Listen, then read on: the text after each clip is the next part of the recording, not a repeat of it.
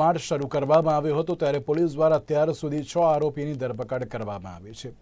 Vadodara boat દુર્ઘટના મામલે police commissioner Anupamsinh ગેહલોતે નિવેદન આપ્યું હતું કે આરોપીઓ સામે લુકઆઉટ નોટિસ પણ બહાર પાડવામાં આવી છે, તેમજ આરોપીઓ વિદેશ ભાગી ન જાય તે માટે પાસપોર્ટ ઓફિસની મદદ પણ લેવામાં આવી છે। ત્યારે ગઈકાલે આરોપીઓ પકડાયા તેમના મોબાઈલની ચકાસણી કરવામાં આવી હતી, તેમજ આરોપીની કડકાઈથી પૂછપરછ પણ કરવામાં આવી હતી।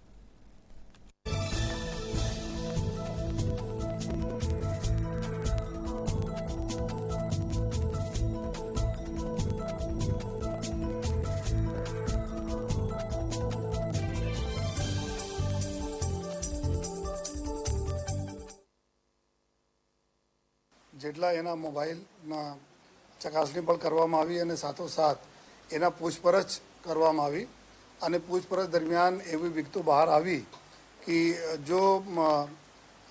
કોટિયા પ્રોજેક્ટ નામ કે જો કંપની હતી, જો મહાનગરપાલિકા સાથે એના કરાર થયા જોઈએ મોઢનાથ મહાદેવ જો લેક છે એના ડેવલપ કરવા માટે જોઈએ અને પછી જો અલગ અલગ એક્ટિવિટીઝ કરવા માટે પછી આ કંપની સાથે જો એક ડોલ્ફિન એન્ટરટેનમેન્ટ કંપની આવે છે જેના માલિક નિલેશ જૈન કરીને છે જોઈએ, તો એના સાથે કરીને જો એના મતલબ પેટા કોન્ટ્રાક્ટ તરીકે જો એના ઉપયોગ કરીને જોઈએ આ બોટિંગના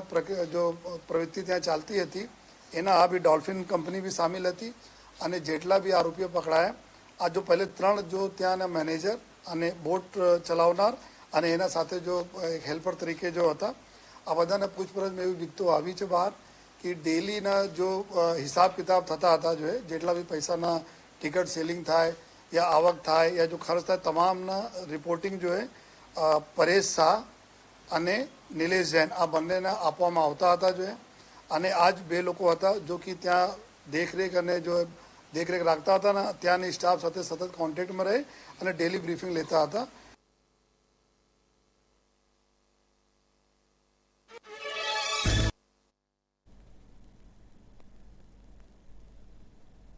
ભારત વૈવિધ્યતા સાથે વિકસતું રાષ્ટ્ર, પડકારો પર પૂર્ણ